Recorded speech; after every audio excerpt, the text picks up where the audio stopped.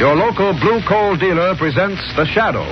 These half-hour dramatizations are designed to forcibly demonstrate to old and young alike that crime does not pay.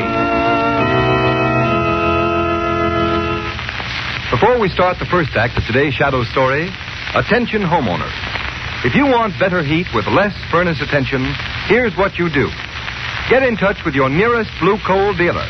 Order a supply of blue coal, the fine quality hard coal that's been mined and prepared by the most modern methods and laboratory tested for quality. You'll find that blue coal offers you by far the most for your money in heating comfort and satisfaction. Don't fail to try it. Order your supply of blue coal tomorrow. The Shadow, mysterious character who aids those in distress, is in reality Lamont Cranston, wealthy young man about town. Cranston's friend and companion, the lovely Margot Lane, is the only person who knows to whom the unseen voice belongs. Today's story, Friend of Darkness.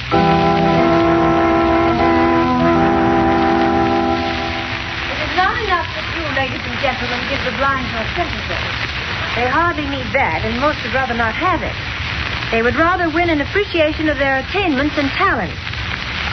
When one faculty is denied us, nature compensates by developing others.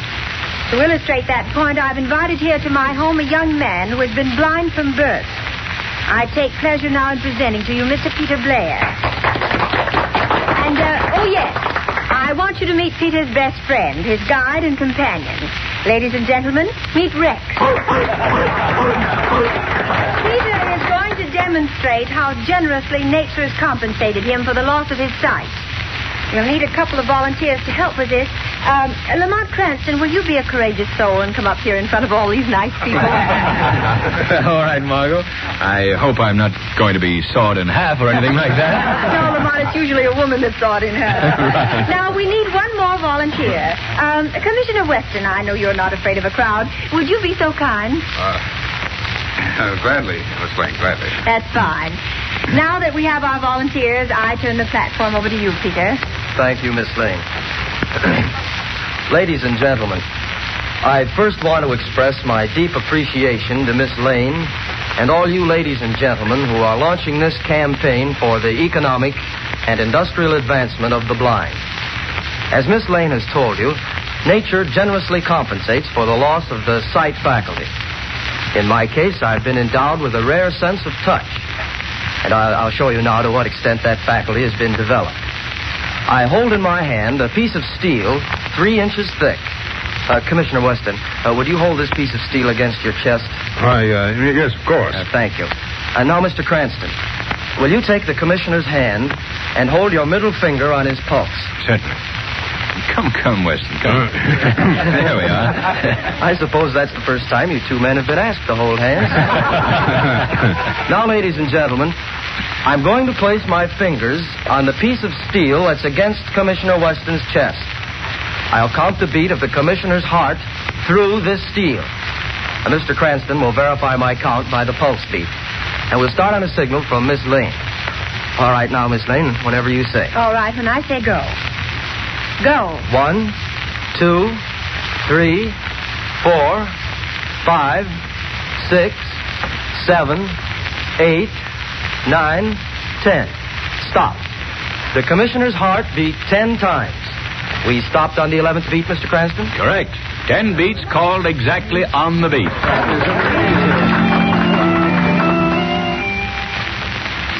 Where's the Skinner, Joe? He's out with that police dog Prince he bought, teaching him something, he says. I wonder what the Skinner has up his sleeve. He's been training that mutt for the past month. I don't get it. First he holds us up in his shack, and then he goes in for dog training. It's got me. Shut up. Here he comes. Hello, Skinner. Hi, Skinner. How'd the mutt do tonight? I did okay. He's a smart hound.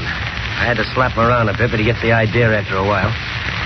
Give me a smoke, will you? Certainly, Skinner. Hey, Well, I guess this is the night. Night for what? To pull the stunt I've been planning on for a couple of months. you mean you got something on the fire? Yeah. You're gonna make some real dough.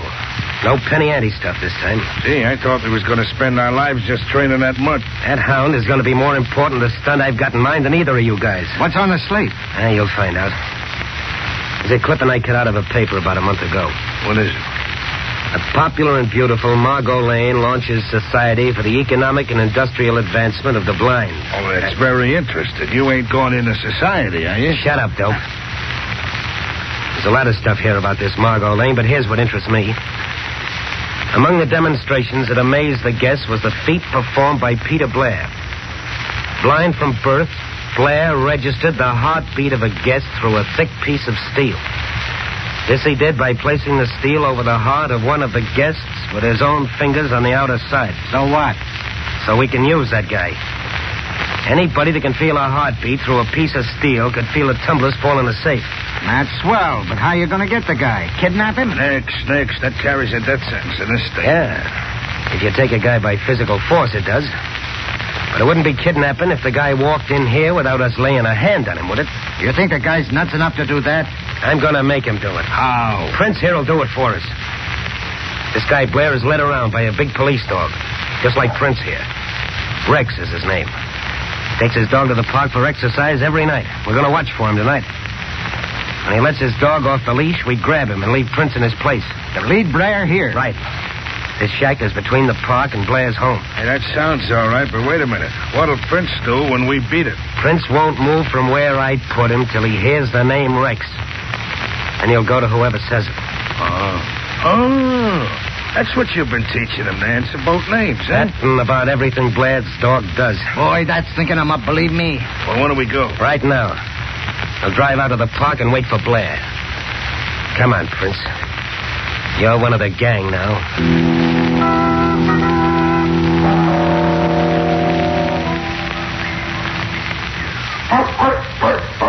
There's Peter Blair now, sitting on that bench over there. Is that his dog running around? Yeah.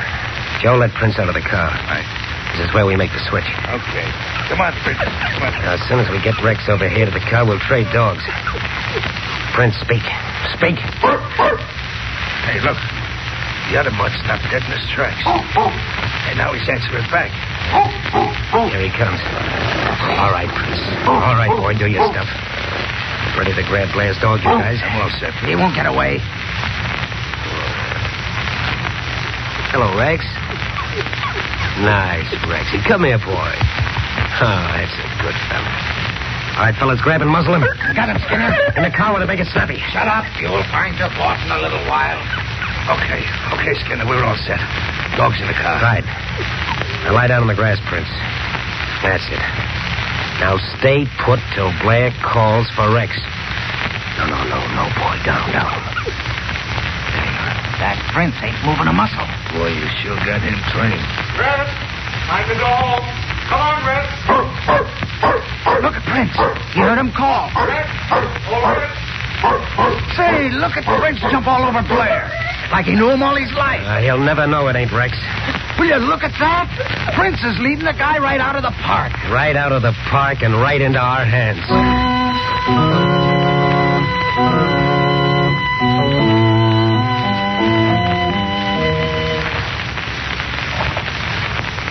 Hey, you're acting a bit strange tonight, Rex. Is something wrong? Hey, why don't you answer me? Ah, you're sulking, are you? That certainly isn't like you. I'm surprised. What are you stopping here for, Rex? We're not near home yet. Is the car coming? Well, you found your voice at last. Rex, you've taken me to somebody's door. Stop pulling like... Rex, stop! Where am I? What place is this? Is anybody here? Take it easy, buddy. You're among friends.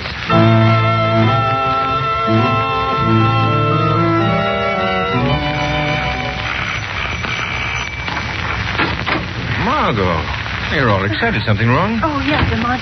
A terrible thing has happened. Sit down and tell me about it. No, Lamont, I can't sit down, and neither can you. We've got to get to work this minute. What is it, Margot? Do you remember that nice blind boy? Peter Blair? Yes, that's right. He's gone. Gone? I was just talking to his mother on the phone. No, wait, Margot. Wait, calm yourself. Now tell me, where has he gone? Well, I don't know. Nobody knows. He's disappeared. His dog with him. And when did this happen? Well, he left the house last night for his usual nightly walk with Rex. He hasn't been heard from since. His poor old mother's nearly mad with anxiety. Come on, Margot. We've got to start from where Peter Blair started and see if it won't lead us somewhere.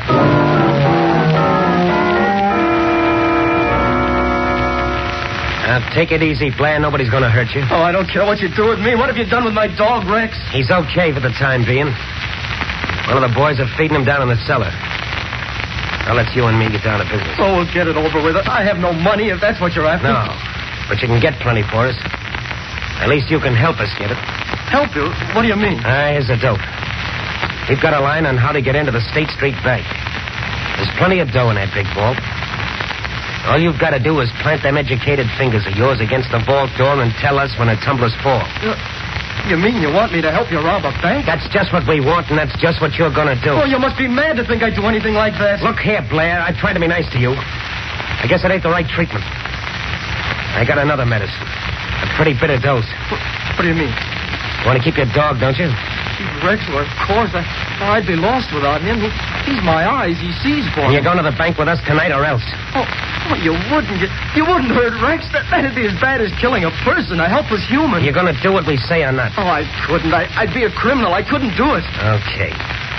You've had your chance. Marty? Yes, Skinner. What are you going to do? Go find out. Have you got your gun, Marty? Yeah. And I count 10, I want you to plug that dog of Blair. Oh, no, you can't. Yeah, that's just how long you've got to make up your mind. To the count of 10. 1. Oh, you wouldn't do that. You couldn't. 2. 3. No, Rex. 4. No.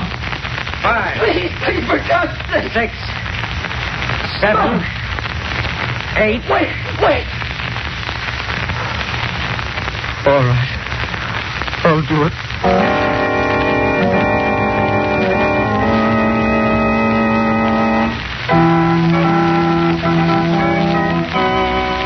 We'll continue with the second half of the Shadow's adventure in just a moment.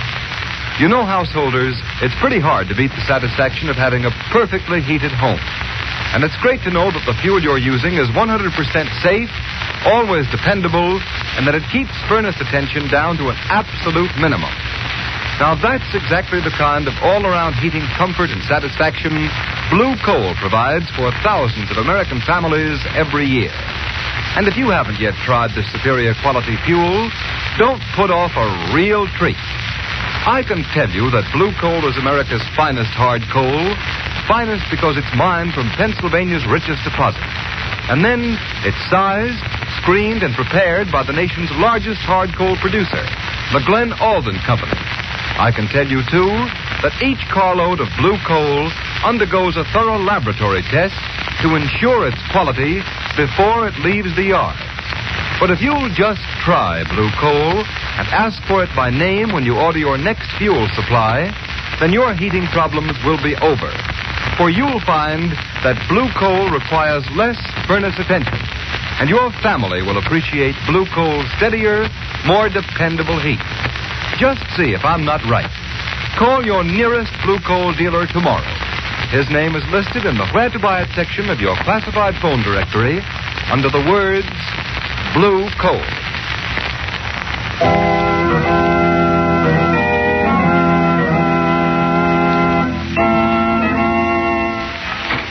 Well, good morning, Commissioner Weston. Cranston, you must have ridden down here with a milkman. What are you doing around at this hour? I've been anxious to know what the police are doing about the disappearance of Peter Blair. Oh, you've got your fist in that now, huh? Very much so, Commissioner. What news have you? None. We've been dragging the river for his body all night, but we've found no trace yet. I don't expect you will. Why not? That's the most likely place to find him. How do you think he was drowned? Well, he was blind, wasn't he? He probably walked off the end of the pier. I'm afraid, Commissioner, you underestimate his dog. That animal would never lead Peter Blair near enough to fall into water. Well, and he might have jumped off, committed suicide. What of the dog? Do you believe he also committed suicide? Certainly not. But if he saw his master go off the pier, he might follow him. That's likely what happened. The dog was drowned going after his master. I admit that such devotion is characteristic of dogs like Rex. But I'm afraid your water theory doesn't hold water. Cranston, it's too early in the morning to get into an argument with you. I don't want to start my day off wrong. Now, will you... Your phone's ringing, Commissioner. I know it's ringing. There goes your day. Hello. Commissioner Weston speaking. What's that? The State Street Bank. Why, that's it. When did this happen? Yes, I'll be right down. Well, what do you know about that? What's up, Commissioner? The State Street Bank was robbed last night. The big vault was cleaned out. Why, I can't believe it. It's impossible. It happened. It couldn't. It did. Oh, shut up.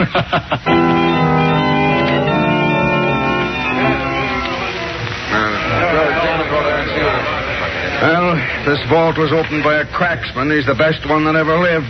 There's not a mark on the vault anywhere. No drills, no soup, nothing. Just open, that's all. That seems to have been enough for the gang's purpose, Commissioner Weston. Cranston, if you're going to let loose a theory, I'll lock you in that vault until I've completed this investigation. I wouldn't lock anyone in that one if I were you, Commissioner. It's too easy to open. Then keep out from under my feet. Have you formed an opinion yet as to how this thing was accomplished? Yes, I have. There's only one way it could be done. Only a person who knew the combination could have opened that vault. Then you think it's an inside job? Obviously. It would be impossible otherwise. I'll grant you it has all the earmarks of an inside job. Still, it doesn't seem possible that an employee would take such a chance. No, it doesn't, eh? Well, how do you think it was done, then? It certainly is baffling. Say, Commissioner, I just thought of something. Yeah, what? Do you remember the night Margot launched the Society for the Advancement of the Blind? Yes. Do you recall Peter Blair, the boy who counted your heartbeat through a piece of steel? Yes, I remember that. By George, I see it now. He could feel the tumblers in the safe just as he did the beat of my heart. There may be others with a talent such as that. Cranston, you hit something at last. Oh, thanks. Why didn't I think of him before? Why, he's the only man in the world who could have done this job. Say, just a minute, Commissioner. You don't by any chance think Peter Blair robbed this bank? Why, the whole thing ties in perfectly. He disappears mysteriously. The bank is robbed. Say, Blair's our man, all right. No, Commissioner, he'd never do Cranston, anything. He's the only one who could do it. I've been hunting him dead. Now I'm after Peter Blair, dead or alive. What are you hollering about, Blair? We're only asking you to do one more job for us. And we'll beat it out of town and you can go home with your dog. Oh, but I can't do it again. I just can't. You'll do it all right. This job is a cinch. We got almost an open door to the National Bank.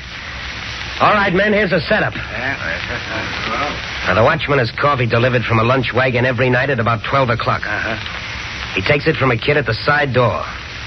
All we have to do is follow the kid into the alley, stick a gun in his ribs, make him ring the bell just as he always does. When the watchman opens the door to get his coffee, we go in. Nothing to it. Oh, you'll be caught sooner or later, Skinner. All right, Blair, it'll be later. Come on, fellas, let's go. Right. Oh, Joe. Yeah? I want you to stay here and get things together for the getaway. We're leaving town right after this job. What do you want me to do? Clean out everything. Don't leave a thing behind, get me? No evidence. Right. Don't leave a thing.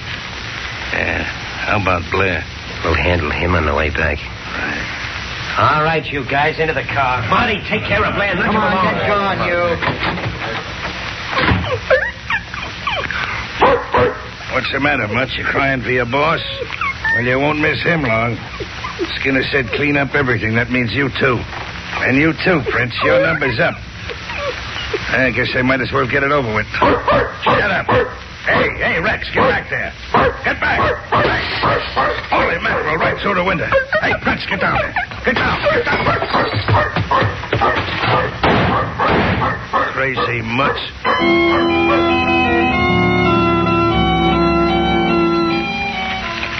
When did Rex get home, Mrs. Blair? Just a few minutes before I called you, Mr. Cranston, and he brought this other dog home with him. I see. Why, he is exactly like Rex. The same markings. Well, no, boy, no. We're not talking about you. So, Mrs. Blair. Yes, Mr. Cranston. Have you noticed that this other dog responds when he hears the name Rex? Yes, he acts like Rex in every way. By George, I see it now, Mrs. Blair. This dog has been used as a substitute to lure your son away. What is it, Rex? What are you trying to tell me? Mr. Cranston, Rex is pulling you toward the door. Yes. You keep the other dog here, Mrs. Blair. All right, Mr. Cranston. Margot. Margot. Yes, Lamont? Follow us in the car. All right, Rex, old boy. I think I understand. Come on.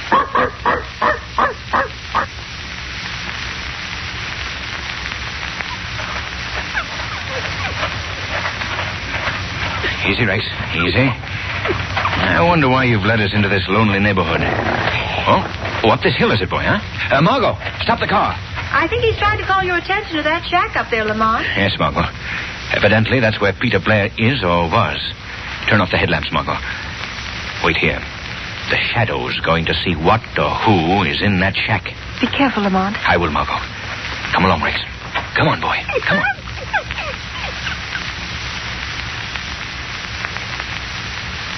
Somebody's in here, all right. Let's see. The door's locked.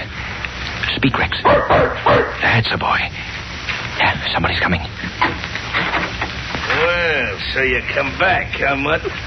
Get in here. Come on. You won't get away this time. The Skinner said clean up everything. Hey, am I hearing things? So the Skinner told you to clear up everything, eh? What? What was that? I don't see nobody. Who laughed? I did. Who are you? I am the Shadow. Shadow? The guy nobody can see. Yes. Where is Peter Blair? I ain't telling you nothing. I'm getting out of here. Stay where you are. I'm getting out of here. I'll shoot my way out. Drop that gun. Let go. Let go. Drop that gun. Call the mud off. Let go his arm, Rex. What do you want from me? I want you to tell me where Peter Blair is. I'll tell you if you let me out of here. I won't bargain with you. I'm interested only in Peter Blair for the moment. All right. I ain't going to be the fall guy in this. Blair's with the Skinner. Where? They're robbing the National Bank right now.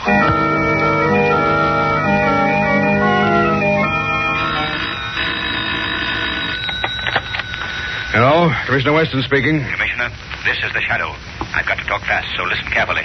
The National Bank is being robbed right at this moment. Robbed? By whom? Skinner Cross and his gang. They've got Peter Blair with them. Oh, so my dope was right. He's the guy who's been doing the dirty work. Don't be a fool. Blair is innocent. The gang is forcing him to do this. Yeah, so is Skinner Krause innocent. The boys are just doing this as a lark. Commissioner, you've got to believe me. That boy is not a criminal. Maybe not, but I'm not taking any chances. What do you mean? That Skinner gang is a bad outfit. I'm taking a squad of men over to that bank with orders to shoot to kill. Commissioner, you can't do that. You may kill an innocent boy. The order is shoot to kill.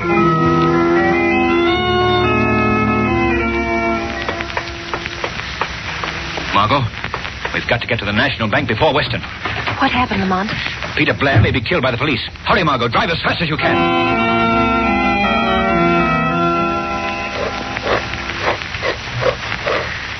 Okay, hold it. All right, Blair, what did you get on that turn? 55. Okay, spin the dial again, kid. Left this time. All right, stop. It's the last turn. We open now. What's the number, Blair? I'm not going to tell you. What? No, I'm not going to be party to robbery anymore. You tell me that number, I'll blow your head off. Go ahead. You'll do it anyway, so I can't give information to the police I'll later. give you one more chance. You going to tell us the number? No, I'm not. Why, you... What's that? Side doorbell. Who could it be? That'd be a friend of the watchman. What are we going to do, Skinner? Gotta answer it, otherwise I wonder what happened to the watchman. Come on, all of you. All right, come on. As soon as I open this up, you grab whoever it is, drag him inside. Right. All right, here we are. You guys get back there. Palm your rods. Okay. I'll open it up. What is this? Nobody out here. What? That's funny. What do you make of it, Skinner? I don't like it. Better finish this job quick and scram. You better not wait to finish the job, Skinner. Who was that? The Shadow. Shadow? Yes. I've got no time to waste, Skinner. Circumstances force me to be here alive for the moment. I've got to warn you that the police are on their way here with orders to shoot to kill. I ain't falling for that, Shadow. Maybe the guy's telling the truth, Skinner. I'd hardly warn you if it weren't necessary to save the life of an innocent man. Listen, Skinner, the cops. You hear him? Yeah, it's a straight guts. Straight, fellas. Come on. Don't leave me here. The police will shoot me. Don't be afraid, Peter. Just do as I say. Follow the sound of my voice and I'll lead you out. The Skinner and his gang have run into the police. Come along, Peter. We've got to hurry. This way, Peter. Hold your gun, friend. There he is. The real brains of the gang. We've caught up with you, Blair. Just a minute, Commissioner. The Shadow. Yes, Commissioner. You certainly got here fast. Just barely fast enough to keep you from making a complete fool of yourself. Where's my dog? Where's Rex? What's happened to him? He's in a car not far from here. If you call out loud enough, he'll hear you. What? Rex? Rex! Rex! Oh, it's he! It's Rex! He's hurt me! Now, see here, Shadow. I'm not going to let this fellow off so easy. He's got a lot of explaining to do. Very well, Commissioner. It'll all be explained so even you will understand. Oh, Rex, old fellow. Oh, I thought sure you were done for. I'm so glad you're all right. Why, George, I've never seen a dog act so happy. Cute son of a gun. Come on, Blair. I think we can talk this thing over.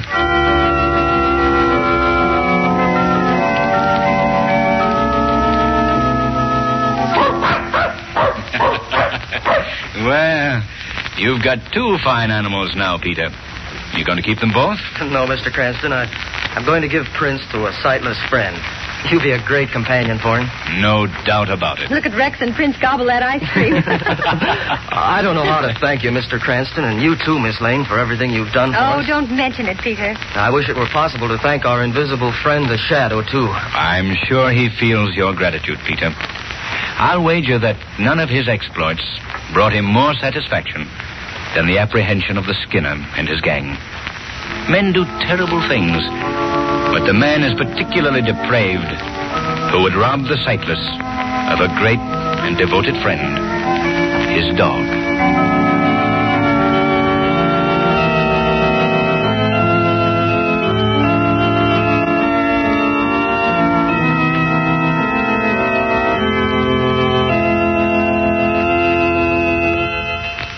And now here's Blue Coal's heating expert, John Barclay. Thank you, Ken Roberts, and good afternoon, friends. One investment every homeowner can make, which will pay big returns in comfort and convenience, is to install a Blue Coal heat regulator.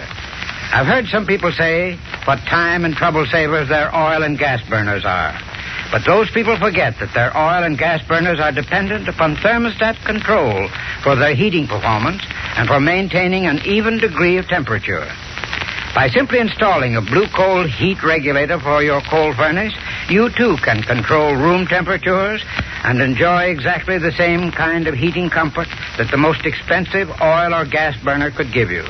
The Blue Coal heat regulator is a thermostat which controls your furnace dampers automatically.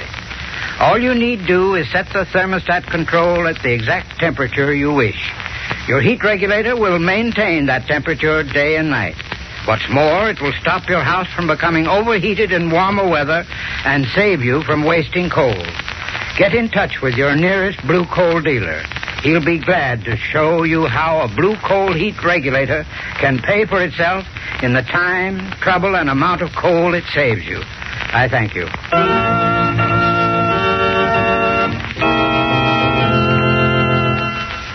Today's program is based on a story copyrighted by the Shadow magazine. All the characters and all the places named are fictitious. Any similarity to persons living or dead is purely coincidental. The Shadow magazine is now on sale at your local newsstand.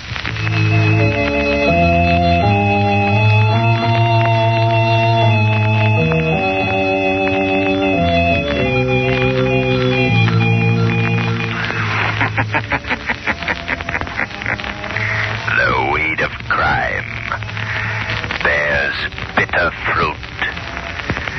Crime does not pay. The Shadow knows.